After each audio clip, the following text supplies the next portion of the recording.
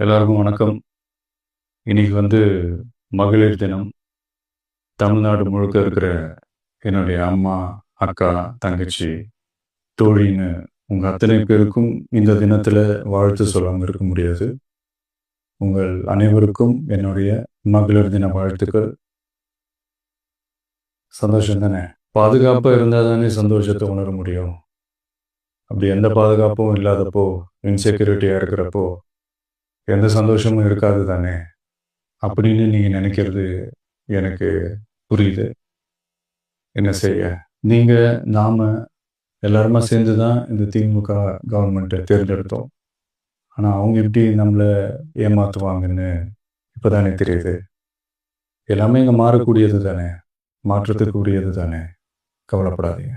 2026 நீங்கள் எல்லாரும் சேர்ந்து, இல்லை நாம் எல்லாரும் சேர்ந்து இந்த மகளிருக்கான பாதுகாப்பை உறுதி செய்ய தவறிய இவங்களை மாற்றுவோம். அதுக்கு இந்த மகளிர் தினமான இன்னைக்கு நம்ம எல்லாருமா சேர்ந்து உறுதியேற்போம். ஒன்று மட்டும் சொல்கிறேன், எல்லா சூழ்நிலையிலும் உங்களுடைய ஒரு மகனா, அண்ணனா, தம்பியா, தோழனா உங்களோட நான் நினைப்பேன். நன்றி, வணக்கம்.